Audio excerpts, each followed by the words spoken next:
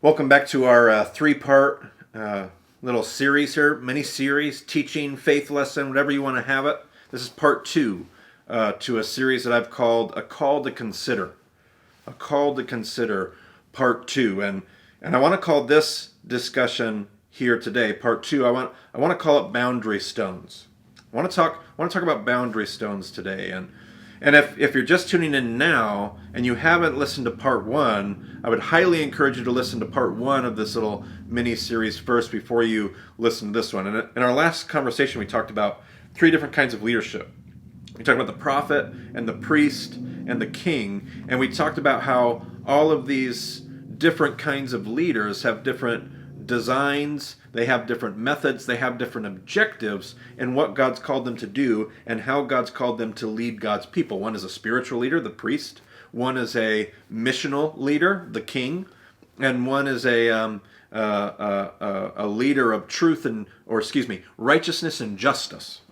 And that's the prophet.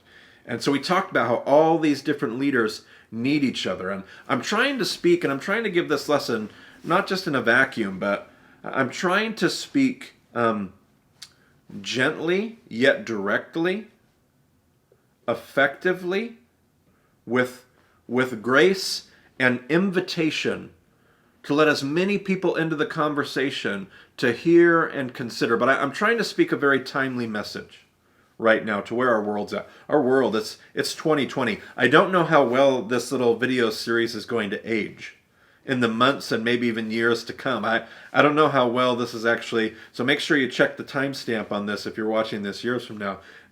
This may not age well, who knows, but I'm trying to speak into this moment right now. Here we are, late summer, early fall, just started fall of 2020, and we're in a mess here in our world. It's an election year, so it's bringing out the worst in us, like the worst. Like I don't care what side you're on. These election years always disgust me as a spiritual leader to no end. Our idolatry runs rampant during this year, and this year is maybe one of the worst in my memory. We are so polarized, and we live in a world where we're dealing with COVID and the pandemic and masks, and we're dealing with racial injustice, and we're dealing with issues of the alien, the orphan, and the widow, and policies on immigration, and we still have people in cages at the border, and this has been a difficult season, and I'm trying to speak to that. Without speaking at you or speaking down to you, I'm trying to invite us into a space, a call to consider. And everybody that's listening to this video is coming from many different places. And like I said in the first video, I'm really wanting to talk to my students, to my disciples, to those that follow my teaching. And everybody else can kind of listen in. You can be the crowd, but I have called my disciples to me, and I want to talk to them, and everybody else gets to listen. And in the next video, I hope maybe to turn the conversation more towards maybe everybody else, now that you've had a chance to listen to me kind of eavesdrop and overhear me talk to my students. But I want to talk about this idea, I want you to know that's the backdrop to what I'm talking about here in this three-part series. That's why prophet, priests, and kings matter. Because there are priests, and they're concerned about our spiritual development. And then there are kings, and they're concerned about taking ground. And then there are prophets. And right now in my life, I've had my seasons where I've resonated with prophets. I feel like God called me to be kind of more of a prophet. But right now in this season, I feel like God's called me to operate as a king in that role of leadership more than the others. And I've had friends and colleagues and alumni and students and disciples. I've had them, a lot of them are prophets. God brings a lot of prophets into my life, I think because I need prophets, like I mentioned in the last video. I need them. And so they speak truth into my life, and they love to come right now in the middle of all this intensity, fighting for righteousness and for justice. And they're telling me what I ought to do and what I have to do and what it looks like. And so I wanted to start by just talking about the different roles of leadership and why that prophetic voice is very, very important to me.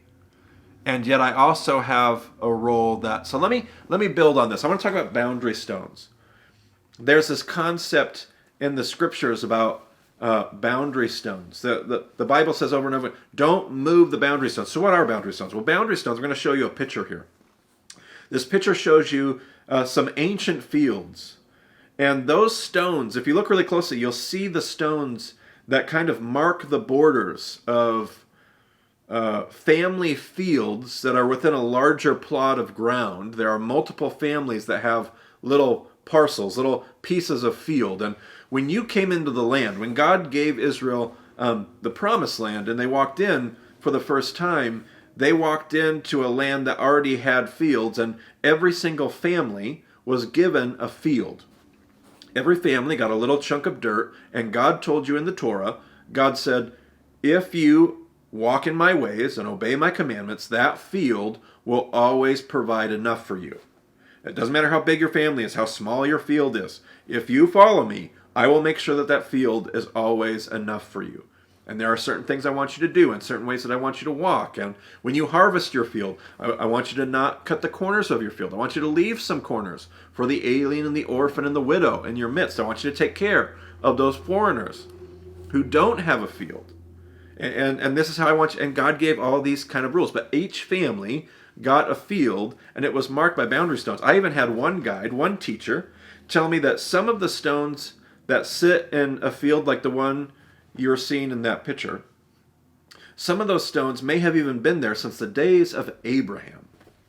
Since the days of Avraham, those stones have marked fields because God said, do not move the ancient boundary stones. This was a really big, in fact, I'll read you a bunch of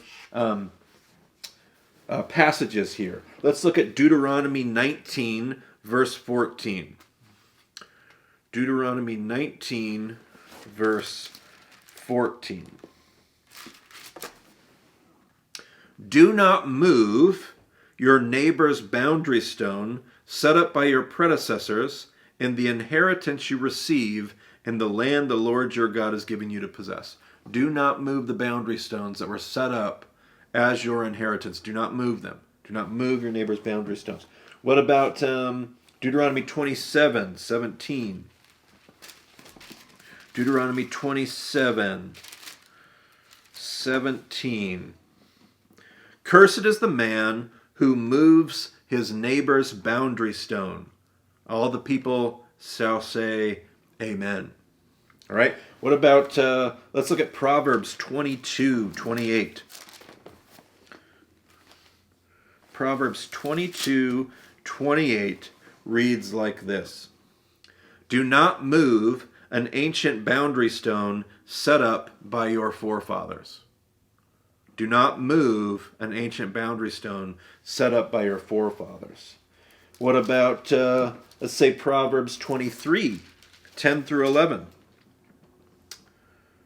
Do not move an ancient boundary stone or encroach on the fields of the fatherless, for their defender is strong, and he will take up their case against you. Do not move an ancient boundary stone or encroach on the fields of the fatherless. Do not take advantage of people. Do not take advantage of the orphan, the fatherless. Do not take advantage of the fatherless because you can take his field. You leave that field for him. Let's see here. What else we got? Job 24. Job 24.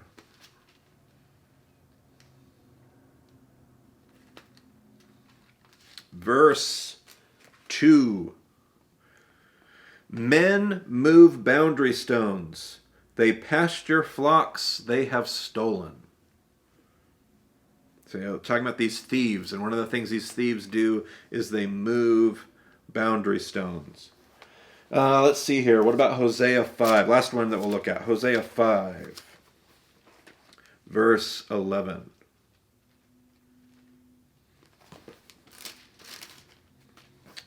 Hosea 5, verse 11. Verse 10.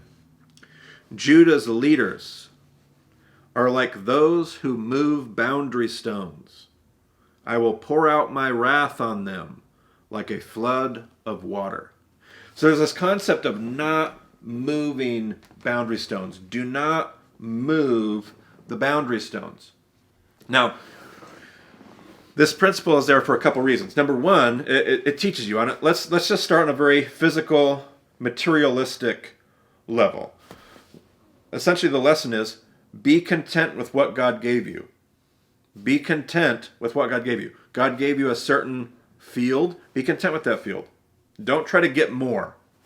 Don't try to, one of the things that Isaiah says is, woe to you who add house to house and field to field. Woe to you who add house to house and field to field. Woe to you who keep trying to expand and grow your little personal empire. Don't be content with what you have. Don't try to get more and more and more by adding field and field. Don't try to get your neighbor's field for yourself. But that same lesson also goes another way. God gave you your plot of ground for you to steward. You are responsible for stewarding the plot of ground that God gave you. That is your chunk of dirt, and you are to bring shalom to your chunk of dirt. If you steal your neighbor's field, it's not just about getting more for yourself. You are also simultaneously robbing your neighbor from the call to steward his plot of ground. So it's A, don't try to get more for yourself, but also don't rob from somebody else what they're called to steward and bring shalom to. Your neighbor is called to steward and bring shalom to his chunk of dirt. So don't steal from him or her what is theirs, because that's their responsibility. So, and by the way, as Western Americans, like we really ought to stop on a very materialistic level and just recognize that lesson. That'll preach. Like we always just want more and more, and we're willing to take and grab and just add to, and we need to be careful. We need to hear the condemnation of those who move boundary stones. But I also want to learn this lesson on a conceptual level, not just materialistic, not just physical. I want to learn the same lesson on a conceptual level. And before I even go there, please don't hear me say, in the midst of this world, somebody's going to twist this lesson up in this way. I don't want you to do this. Somebody's going to say, oh yeah, I get what you're saying, Marty. So all those other, you have the white American experience, you have the black American experience, and we all should just be content with the fields that God gave us. That's not what I'm saying. That's not what I'm saying. Because what we're dealing with in our world today is we're having to grapple with the systemic realities of the fact that so long ago, it wasn't the field that was dealt to them. We took their field. We took fields. And maybe not you and maybe not me, but our culture, our forefathers, the systems that we are a part of, that sometimes we celebrate, that we receive, that we get things from, we find advantage in. A long time ago, somebody took their field. Took it. It's not the field that God gave them. That field was taken from them. And now we're trying to grapple with, what do we do? I mean, we're having to come to terms with this reality now, generations, years later. It's been there all along. Some of us are becoming more and more aware of it. Some of the cries are becoming louder and louder and louder, and the culture is twisting and turning. My point, listen to me, is not that that's the field that they've been dealt, and they need to. That's not what I'm talking about.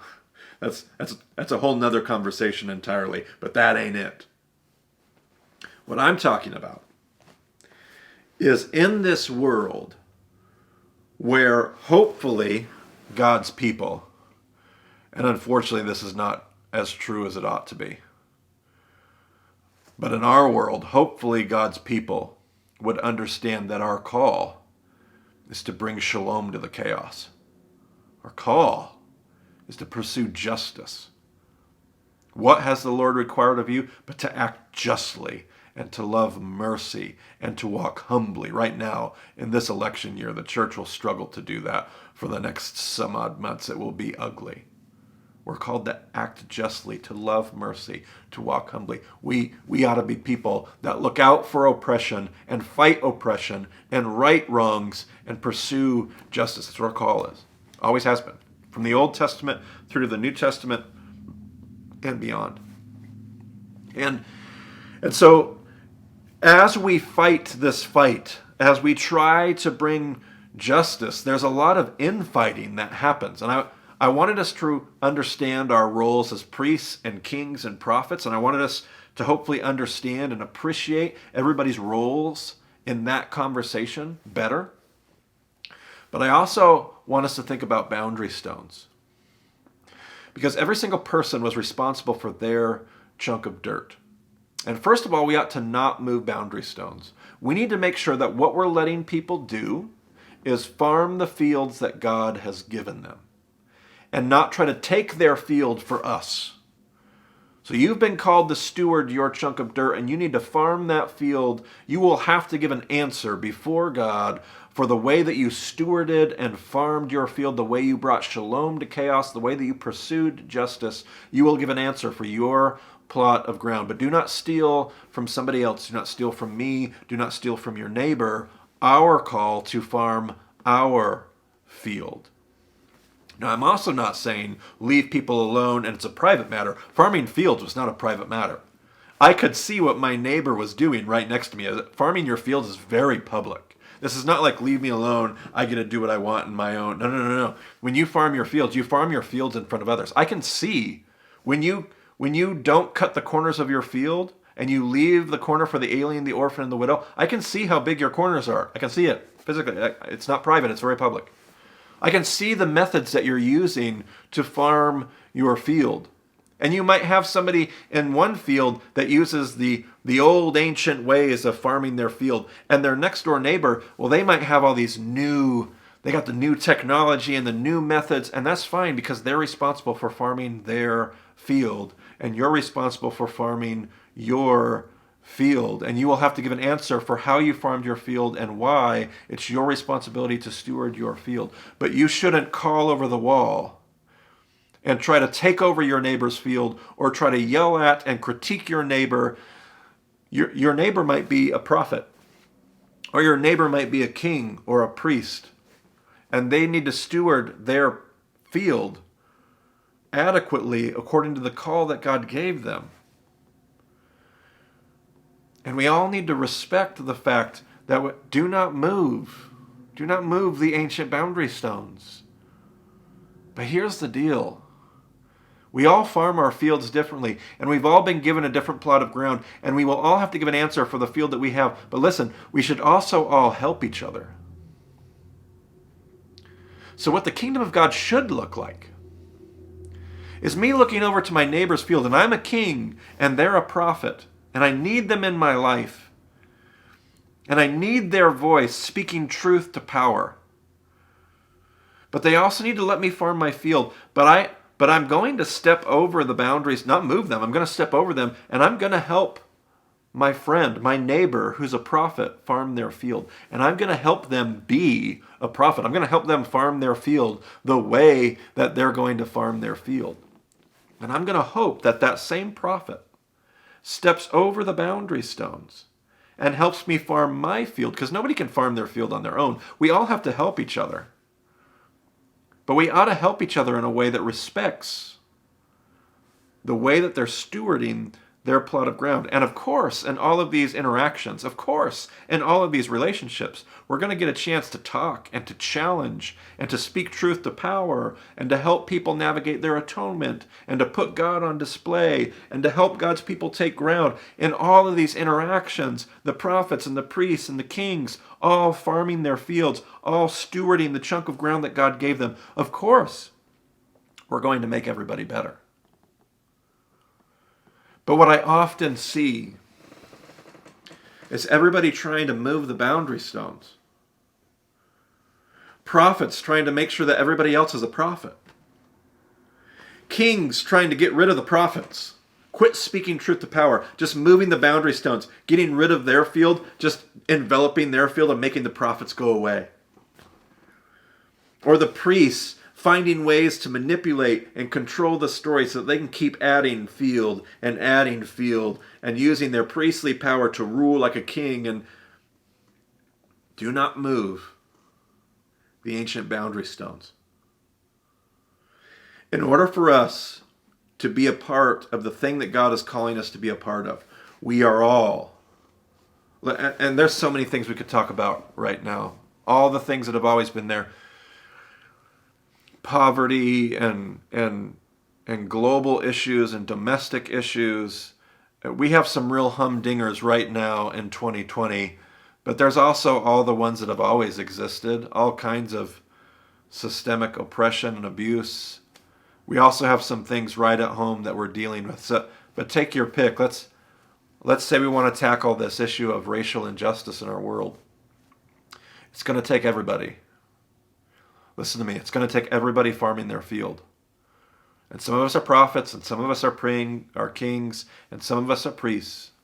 But we all have a field to farm, and we will all have to give an answer for our field and how we stewarded our field. But it's going to take all of us doing the work of farming our fields together, being true to who we are, and also helping others be true to who they are, and helping all of us together be successful with the plots of grounds that God is going to take all of us doing all kinds of different things to make a difference. All kinds of different approaches.